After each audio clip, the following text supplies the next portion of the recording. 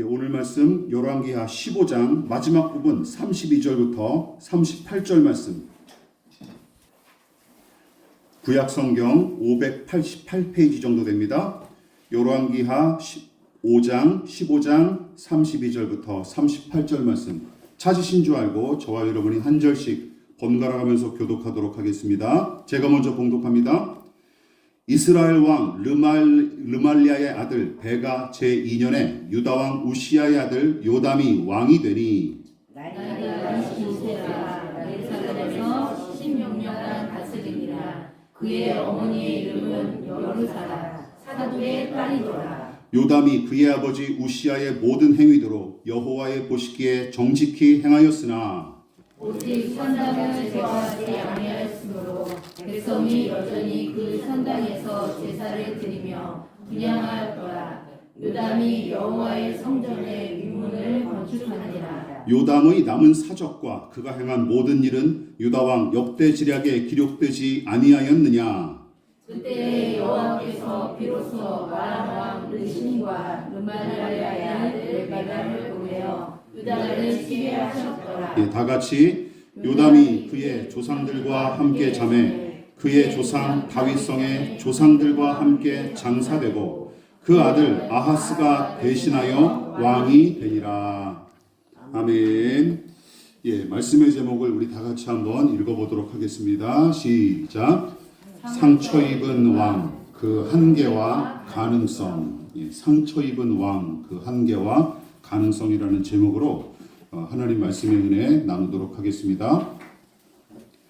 지난 설교에서 살펴봤던 열왕기하 15장 8절부터 31절까지 기록된 내용은 여로보암 2세 이후로 북이스라엘의 왕위를 차지했던 북이스라엘의 5 왕에 관한 이야기로서 열왕기서의 저자는 그들의 생애를 매우 간단 명료하게 기록했습니다. 그런데 본문의 5 왕이 왕위를 차지하는 과정과 그들의 말년이 매우 비슷하게 묘사된 것은 물론이고 그들의 생애 전반에 관한 성경의 평가도 매우 흡사한 게 사실입니다. 3가지가 나타났죠. 첫 번째는 어떤 내용이었습니까? 반란과 반역을 통한 불법적인 왕위 찬탈이 내내 반복이 됩니다. 또한 이들을 향한 영적 평가도 동일하게 반복되는 것이 특징인데 다 어떤 평가를 듣습니까? 모두 여로보암을 따라 하나님 보시기에 악을 행한 왕들이었던 것이죠.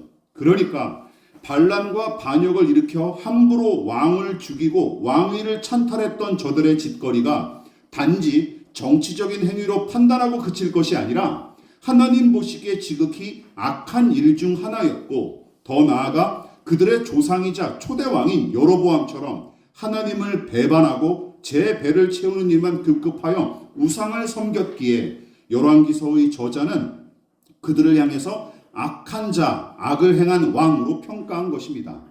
그러나 5 왕이 교만과 탐심에 사로잡혀 불법적인 왕위 찬탈을 반복하고 마침내 왕위에 올라 하나님 보시기에 악을 저지르는 동안에도 정작 백성과 나라의 안위를 염려하는 작자들은 단 한 사람도 등장하지 않았어요. 그리고 오히려 대부분 백성은 고래 싸움에 등이 터진 새우 신세에서 벗어날 수가 없었던 것이죠. 그래서 우리가 살펴봤듯이 15장 본문은 죄와 탐욕에 사로잡힌 죄인의 무지함과 사랑을 상실한 인간의 잔인함을 유감없이 보여주고 있습니다.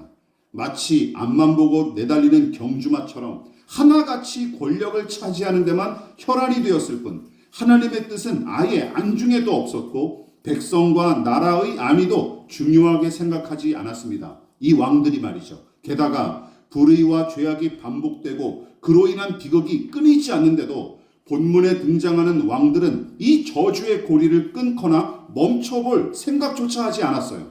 무엇보다 내 배를 채우고 내 소원을 이루기 위한 욕구들이 서로 충돌하는 이 본문의 이야기가 정말 끔찍한 까닭은 하나님을 향한 사랑이 완전히 식어진 것은 물론이고 타인, 즉 백성을 향한 사랑을 도무지 찾아볼 수 없을 뿐더러 그 결과가 온통 거짓과 불의와 대립과 폭력과 파괴와 사망으로 나타나기 때문이죠.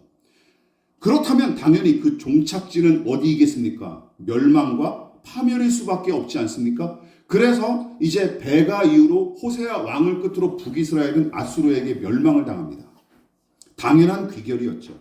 그러나 열왕기하의 저자는 호세아의 통치와 북이스라엘의 멸망으로 곧장 향하지 않고 성경의 독자들의 시선이 남유다의 왕인 요담으로 향하게끔 다시금 이야기를 전환시키죠. 자, 오늘은 15장 말미에 짤막하게 8구절로 기록된 요담의 이야기를 살펴보고 그 교훈과 은혜를 함께 나누도록 하겠습니다. 자, 먼저 같이 읽어볼까요? 자, 시작. 아사랴의 아들 요담, 하나님 보시기에 정직히 행한 왕. 요담은 이런 사람이었어요. 요담은 남왕국인 유다의 11번째 왕으로서 10번째 왕인 아사랴의 아들이고, 열왕기서와 역대서 모두 그가 25살에 왕위에 올라 16년 동안 남유다를 다스렸고, 근데 일찍 죽었어요. 41살의 젊은 나이에 생을 마쳤다는 기록과 함께 그의 어머니가 대제사장 사독 가문의 후손인 여루사라는 것이 똑같이 기록되어 있습니다. 혹여 어떤 분들은 이렇게 겉보기에 아사랴부터 이 요담이 세대 교체가 참으로 적절하게 이루어진 것처럼 보일 수는 있겠지만, 우리가 지지난 시간 살펴보지 않았습니까? 실상은 교만하다가 나병에 걸린 아사랴가 아들 요담에게 어쩔 수 없이 섭정을 맡겼던 것입니다.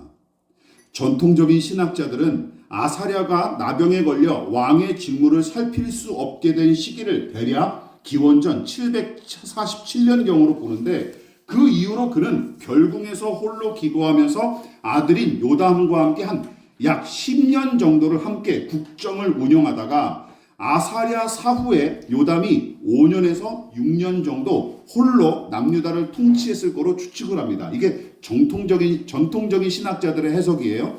그러나 어디까지나 추측일 뿐입니다. 열왕기서에 기록된 왕들의 등극 시기가 언제인지, 그리고 각 왕이 얼마만큼 통치했는지 그 재위 기간은 신학자들 사이에서도 의견이 분분한 까닭에 정확한 연대를 단정하기가 어렵고, 더불어 아사랴와 요담처럼 아버지와 아들이 일정 기간 동안 공동으로 통치하는 경우에는 재위 기간을 특정하는 것이 거의 불가능해요. 그러니까 이렇게 숫자로 따지면 이제 어렵다라는 것이죠.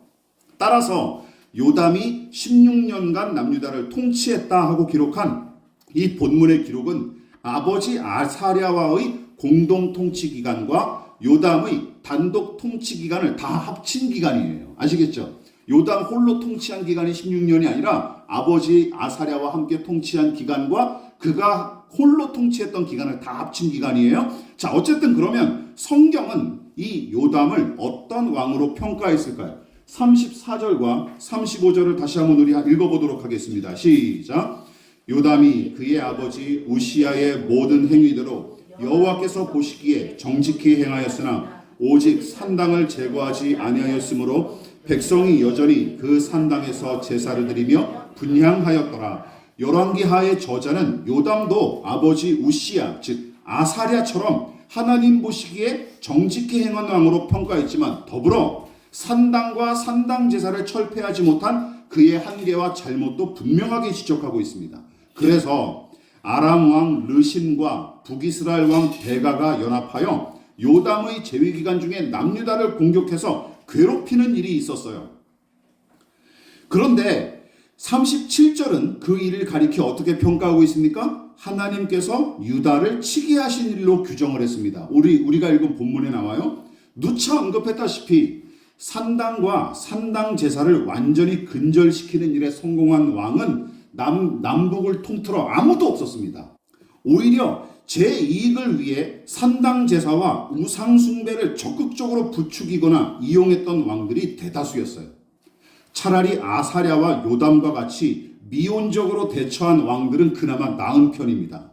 물론 칭찬하자는 것은 아니죠. 그걸 칭찬하자는 것은 아닙니다. 분명히 잘못된 일이고 비판을 받아 마땅합니다. 그래서 어떤 목회자들은, 설교자들은 요담처럼 미온적으로 대처한 왕들을 향해서도 손쉽게 손가락질하면서 심지어 그를 징계하기 위해 아람과 북이스라엘 군대의 침공을 하나님께서 허락하셨다며 단정짓는데, 여러분, 산당 제사에 대한 미온적 대처가 항상 징계로 이어지는 것처럼 착각하면 안 됩니다. 아시겠죠?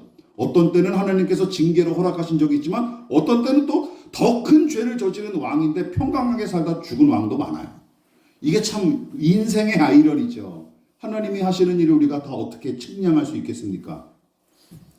자, 어쨌든 요담은 아버지의 병으로 갑작스럽게 왕위를 젊은 나이에 떠넘겨 받았지만 하나님을 경외하는 믿음과 나라의 안위를 위한 중심이 있었기에 그나마 선정을 베푼 왕으로 평가를 해요. 그런데 산당 제사를 대적하고 철폐하지 못한 일이 전부가 아닙니다. 요담의 안타까운 허점과 한계가 요담의 이야기를 다르게 기록한 역대서에 잘 나타나요. 자, 어떤 내용이 나타나냐면 이런 내용이 나타나요. 나병에 걸린 부왕 아사랴 그리고 성전에 들어가지 못하는 요담에 관한 이야기가 역대서에 등장합니다. 여러분, 열왕기서와 역대서의 모든 기록은 아사랴의 나병을 하나님께서 그를 징계하신 결과로 기록했고 한 나라의 왕이 고대 사회에서 천형이나 천벌로 여겨 배척했던 질병에 걸렸으니 아사랴는 죽을 때까지 육체적인 고통뿐만 아니라 정신적인 고통까지 감내하며 살아갈 수밖에 없었을 것이죠. 특히 고독하게 살다가 죽었을 거예요. 특히 성전 안에서 제사장들 대신 분향의식을 주지하려다가 이 병을 얻게 된 아사랴는 도리어 이 사건 이후로 다시는 성전에서 하나님께 제사하는 은혜를 누리지 못합니다. 나병 환자는 그 당시 일반 사람들이랑 접촉을 해서도 안 됐고 그냥 격리되어야 됐어요. 그러니까 더는 이제 성전도 아주 평생 죽을 때까지 들어가지 못했던 게 틀림없죠. 자, 그렇다면 성전에 들어가서 기고만장하게 분향하던 아버지가 갑자기 나병에 걸려 격리되는 꼴을 지켜봤던 아들 요담은 어떠했을까요? 그의 상태를 짐작해야 하는 구절이 역대서에 등장합니다. 역대서 27장 2절 말씀 시작. 요담이 그의 아버지 우시아의 모든 행위대로 여호와 보시기에 정직하게 행하였으나 여호와의 성전에는 들어가지 아니하였고 백성은 여전히 부패하였더라. 여러분, 요담에 대한 역대서의 평가가 열왕기하 15장 34절과 35절의 내용과 거의 비슷한데 역대하는 어떤 내용을 덧붙였어요? 여호와의 성전에는 들어가지 않았다 하는 내용을 덧붙여 기록한 것이 열왕기서와 구별됩니다. 자, 이게 무슨 뜻입니까? 이런 뜻이죠. 다른 번역본 성경은 이 구절을 이렇게 번역을 했습니다. 다만 그는 야훼의 성전 본관에만은 들어가지 않았다. 그의 아버지와는 달리 주님의 성전에는 들어가지 않았다. 현대인의 성경은 그는 또 자기 아버지처럼 성전을 침범하여 죄를 짓는 일도 하지 않았다 라고 번역함으로써, 잘 들어보십시오. 요담은 아버지 아사랴처럼 성전에 들어가는 죄를 저지르지 않고 평생 동안 잘 절제한 것처럼 표현했는데, 여러분에게 질문, 그렇다면 왕이 성전 안에 들어가는 것 자체가 잘못일까요? 어떻게 생각하십니까? 그렇지 않습니다. 말씀을 쭉 보십시오. 자, 사무엘하 12장 읽어볼까요? 다윗에 관한 내용 시작. 다윗이 땅에서 일어나 몸을 씻고 여호와의 전에 들어가서 경배하고, 르호보암입니다. 시작. 왕이 여호와의 성전에 들어갈 때마다. 그렇죠? 그리고 우리가 최근에 살펴봤던 요아스 왕에 관한 이야기 읽어볼게요. 시작. 일곱째 해에 여호야다가 사람을 보내 가리 사람의 백부장들과 호위병들의 백부장들을 불러 데리고 여호와의 성전으로 들어가서 그들과 언약을 맺고 그들에게 여호와의 성전에서 맹세하게 한 후에 왕자를 그들에게 보이고. 여러분, 다윗이 특별한 사람이어서 성전에 들어갈 수 있었을까요? 아닙니다. 이게 어떤 구절인지 아십니까? 밧세바와 간음하여 낳은 아들이 태어난 지 일주일 만에 목숨을 잃었고 그동안 식음을 전폐하며 하나님께 아이를 살려주십사 간구했던 다윗은 이제는 모든 것을 수용하고 하나님의 성전에 들어가 경배하게 되는 내용입니다. 그러니까 어떤 신분으로 들어간 거예요? 철저하게 더러운 죄인으로서 들어간 거예요. 다윗은 간음죄를 저지른 죄인임에도 염치 불고하고 성전에 들어가서 하나님을 찾습니다. 우리는 양심에 찔려서 이런 얘기 이제는 더는 하지 마십시오. 우리 교회에서는. 예.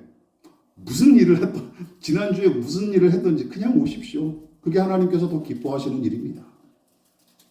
남왕국의 시조인 르호보암도 종종 성전에 들어갔고, 요아스를 보십시오. 요아스는 아달랴 여왕의 박해를 피해 아예 성전 안에 6년 동안 숨어 있지 않았습니까? 이게 들어가지 못할 곳이라면 이 사람들이 어떻게 거기서 살 수 있겠어요? 그렇지 않겠습니까? 이후에 살펴볼 왕인 히스기야도 성전에 자주 들어가 하나님을 찾습니다. 그러므로 아사랴의 잘못은 제사장에게 주어진 종교적 권위까지 탐낸 것이지 성전에 들어가는 것 자체가 문제가 된 것은 아니었습니다. 이걸 구별하셔야 돼요. 믿으십니까? 중요한 거예요. 또한 요담도 그렇다면 요담도 마찬가지죠. 그가 성전에 들어가지 못할 이유가 없습니다. 그러나 그는 평생 성전 출입을 삼갔는데 아마도 아버지에게 일어난 사건이 그에게 강력한 트라우마로 작용했던 게 틀림없습니다. 그렇게밖에 해석이 안 돼요. 그렇게밖에. 트라우마로 작용한 듯 싶고 결국은 성전이라는 공간을 두려워하는 정도에서 더 나아가 성전의 주인이신 하나님을 무서워했던 게 틀림없습니다. 야, 아버지가 이 선하고 좋으셨던 우리 아버지가 갑자기 성전에서 한번 교만한 일을 했다고 나병에 걸려? 하나님 너무 무서운 분이시구나. 그리고 이 성전이란 곳이 자기에게는 공포 영화를 보는 것 이상으로 더 무서웠었나 보죠. 물론 머리로는 자비와 긍휼의 하나님을 알고 있었을 테지만 그 사건 이후로 무의식에 깊게 자리매김한 두려움이 그의 감정과 의지를 지배했고 막상 성전에 들어가려고 할지라도 몸이 제대로 말을 듣지 않았던 것으로 보입니다. 몸이 제대로 말을 듣지 않았던 것으로 보입니다. 그리고 이것이 그의 결정적인 한계였던 것 같습니다. 참으로 안타까운 일이 아닐 수 없죠. 그래서 요담은 겁에 질려 살다가 인생을 마친 왕으로 평가될 뿐일까요? 열왕기서와 역대서는 어떻게 얘기해 주냐면 소망을 줍니다. 그렇지 않다라고 말해 줍니다. 자, 그렇다면 요담은 어떤 사람이었을까요? 트라움에도 불구하고 그는 반전 매력의 소유자였으며 바른 길을 걸어간 사람이었습니다. 요담에 관한 기록은 열왕기서와 역대서를 다 합해봤자 16개 구절에 불과합니다. 하지만 아버지의 일로 받은 상처가 그의 삶 전반에 강한 영향력을 미쳤고 그로 인해 일평생 성전에 들어가지 못한 채 다윗처럼 하나님과의 생생하면서도 친밀한 교제를 이어가기가 어려웠을 텐데 그의 생애가 어떠한지는 그 정도의 분량으로도 충분히 짐작해 봄직합니다. 여러분, 그러나 요담은 기억하십시오. 상처받았다 하는 말을 습관적으로 내뱉으며 내내 숨거나 피하기 일수인 피해 망상증 환자는 아니었다라는 것이죠. 그리고 상처와 트라우마를 핑계로 왕의 직무를 소홀히 감당하지도 않습니다. 자, 오늘 본문에 이 주장을 어렴풋하게나마 뒷받침하는 구절이 있어요. 35절입니다. 같이 읽어볼게요. 시작. 요담이 여호와의 성전의 윗문을 건축하니라. 여러분, 요담이 성전의 공간과 그곳의 주인이신 하나님을 두려워했을지언정 성전 자체를 사망의 음침한 골짜기로 여겨 적대시하거나 혐오한 것만은 아닙니다. 믿으십니까? 이 부분을 우리가 잘 구분을 해요. 이 부분을 잘 분별해야 돼요. 십자가 처형을 코앞에 앞둔 처지에서도 아랑곳하지 않고 잠만 퍼질러졌던 제자들에게 예수께서 뭐라고 개탄하며 위로하셨습니까? 마음은 원이로되 육신이 약하도다 하고 개탄하며 위로하셨듯이 성전에 들어가 하나님께 모든 것을 토로하며 기도하고 싶은 생각은 간절했으나 그 생각대로 움직여지지 않는 자신의 약함과 한계를 요담도 매번 절감했을 것입니다. 시도해보지 않았을까요? 많이 시도해봤겠죠. 근데 못 들어가는 걸 어떡합니까? 그러나 이렇게 내 상태가 성전에 들어갈 만하지 못하니 이제는 성전이고 뭐고 신경 쓰지 말자 하고 끝냈다면 35절과 같이 성전에 윗문을 세우는 일 따위에 시간과 정력과 물질을 쓸 리가 있겠습니까? 그가 혐오스럽고 아예 거리끼는 대상이었다면 그가 이런 것에 신경이나 쓸 수 있겠어요? 아니죠. 그래도 계속 애정을 가지고 관심을 두고 있었다는 사실이 이 구절을 통해 방증이 되는 것입니다. 오히려 무너지고 만일 그냥 혐오스럽고 불쾌한 공간만으로만 인식이 됐다면 오히려 무너지고 낡아지는 성전을 보면 속으로 쾌재를 불렀겠죠. 박수를 쳤겠죠. 그렇지 않겠습니까? 성전 윗문 하나 세운 걸로 제가 칭찬이 과한 걸로 생각하십니까? 자, 그렇다면 요담의 업적을 보다 더 상세하게 기록한 역대서의 내용을 우리가 길지만 함께 살펴보도록 하겠습니다. 천천히 한번 같이 읽어볼까요? 자, 시작. 그가 여호와의 전 윗문을 건축하고, 똑같죠? 시작. 또 오벨 성벽을 많이 증축하고 유다 산중에 성읍들을 건축하며 숲을 가운데에 견고한 진영들과 망대를 건축하고 암몬 자손의 왕과 더불어 싸워 그들을 이겼더니 그 해에 암몬 자손이 은 100달란트와 밀 10,000고르와 보리 10,000고르를 바쳤고 제2년과 제3년에도 암몬 자손이 그와 같이 바쳤더라. 요담이 그의 하나님 앞에서 바른 길을 걸었으므로 점점 강하여졌더라. 아멘이십니까? 열왕기서에서 봤던 이미지와는 완전히 다르죠. 열왕기서의 이미지와는 참 다르죠. 우리가 읽은 열왕기하 본문은 요담이 성전에 평생 얼씬도 못한 채 내내 소극적으로 살다가 북이스라엘과 아람의 연합군에게 침략이나 당하고 산당 제사를 근절하기 위해 애쓰지도 않은 그저 무능력하기 짝이 없고 굉장히 소극적인 왕처럼 오해하기가 쉽게 기록했으나 역대서의 기록은 그를 진취적으로 대적과 맞서고 나라의 안위를 위해 힘쓴 왕으로 묘사하고 있습니다. 심지어 요담이 이끄는 남유다 군대가 암몬 군대를 상대로 승리하여 조공을 받을 만큼 강력했다고 이야기하죠. 그뿐만이 아닙니다. 요담의 신앙, 즉 하나님을 향한 그의 태도에 관해서도 칭찬하는 내용이 더 두드러지죠. 마지막 구절인 6절을 보십시오. 하나님 보시기에 정직히 행한 왕이란 평가로 그치지 않고 그의 하나님 여호와 앞에서 바른 길을 걸었다라는 평가까지 덧붙입니다. 바른 길을 걸었다. 그만큼 하나님 앞에 신실하고 올바르게 행한 왕이었음이 틀림없어요. 물론 그는 여전히 성전에 들어가지는 못했을 것입니다. 그는 여전히 죽을 때까지 성전에 들어가지 못했을 거예요. 하지만 그는 자신의 상처가 낫고 트라우마가 극복될 때까지 기다리는 그런 어리석고 비겁한 사람들과는 사뭇 달랐습니다. 우리 같은. 내가 지금 이런데 뭘 하나. 이런 사람들은 아니었다라는 것이죠. 성전 안에서 멋대로 까불다가 나병에 걸린 아버지. 그는 이 사건 때문에 여러모로 큰 상처를 입고 트라우마를 얻었으나 거기에 얽힌 상태로 안주한 채 인생을 허비하지 않았습니다. 그래서 최종적으로 저는 요담을 다음과 같은 사람으로 여러분에게 소개하고 싶습니다. 자, 시작. 상처의 치료가 아니라 상처를 품고 사명 감당하기에 힘쓴 요담. 요담은 성전이란 공간과 그 건축물이 가져다주는 공포감과 두려움을 평생 떨쳐내지 못했을 거예요. 무엇보다 아버지를 나병으로 징계하고 저주하신 하나님, 그분을 향한 불안함과 무서움도 떨쳐냈을까? 완전히 떨쳐낼 수 있었을까요? 그러지 못했을 거라고 생각합니다. 그러나 그는 중요한 것, 그 상처를 핑계 삼아 왕의 직무를 소홀히 하지 않았을 뿐더러 이스라엘 왕들처럼 하나님을 무시하고 제멋대로 행하지도 않았습니다. 믿으십니까? 이게 그의 위대한 점이죠. 또한 자신이 받은 상처를 내세워 게으름과 직무유기와 책임 전가 등을 일삼는 사람들과도 달랐습니다. 자기에게 주어진 왕의 직무를 힘써 감당했고 하나님의 뜻을 올바르게 행하기 위해 애썼습니다. 어떤 처지에서도? 상처를 가진 처지에서도.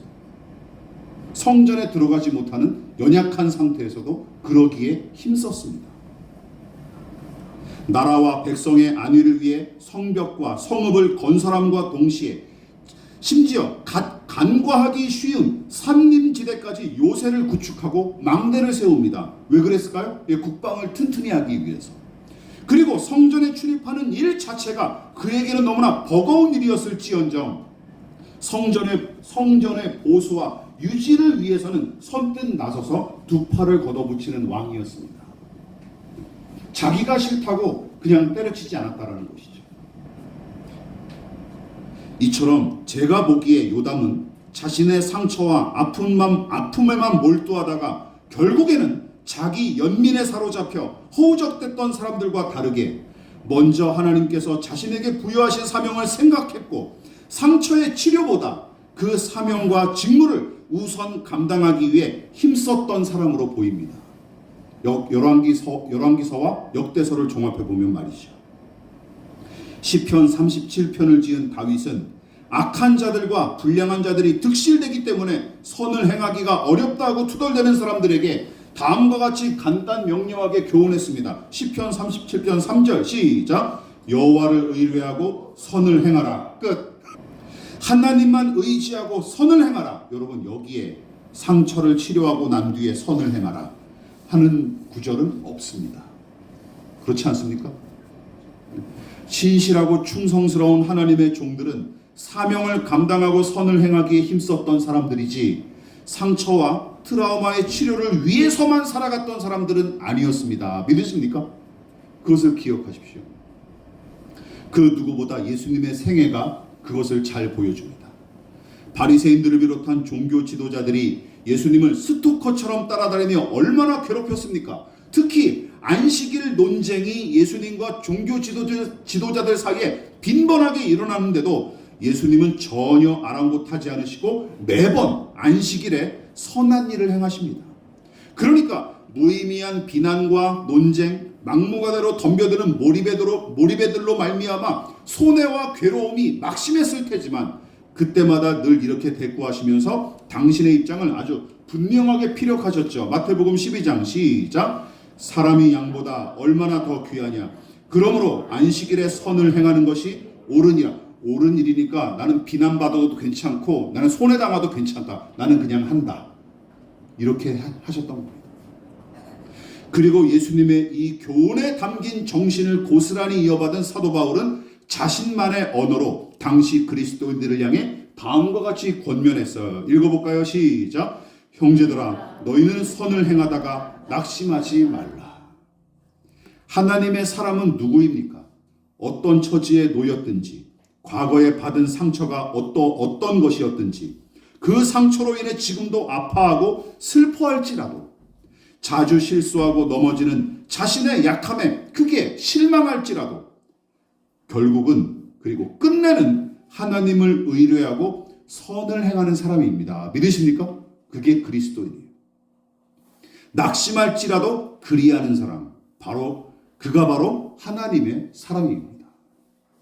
말씀을 마무리하도록 하겠습니다. 요담은 그의 아버지 아사랴처럼 산당과 산당제사를 철폐하지 못한 채 미온적으로 대처했고 아버지의 일로 인해 평생을 깊은 상처와 트라우마에 시달리며 죽을 때까지 성전 출입의 은혜를 누리지 못했던 연약한 인간이었습니다. 그런데도 그는 하나님께서 맡기신 왕의 직무를 충실히 감당했고 성경은 그를 가리켜 하나님 보시기에 정직하고 올바르게 행한 왕으로 평가했습니다. 자, 그렇다면 우리도 마찬가지죠. 하나님도 우리를 똑같은 잣대로 평가하실 것입니다. 하나님은 상처의 치료나 그 극복 여부를 놓고 우리의 인생을 판가름하는 분이 아니십니다. 믿으십니까? 이게 얼마나 좋은 일입니까? 네. 상처가 있어도 괜찮다라는 것입니다. 거기에 걸려 자주 넘어져도 하나님은 괜찮다 말씀하신다라는 것이죠. 앞서 언급한 다윗의 고백처럼 당신을 신뢰하고 선을 행하기에 힘쓴 인생이라면 얼마든지 하나님은 너는 내가 보기에 정직하고 올바르게 행한 자, 착하고 충성된 종이다 라고 평가해 주실 것입니다. 믿으십니까? 이것이 우리의 믿음이어야 돼요. 그리고 요담의 인생이 그것을 아주 잘 보여줍니다.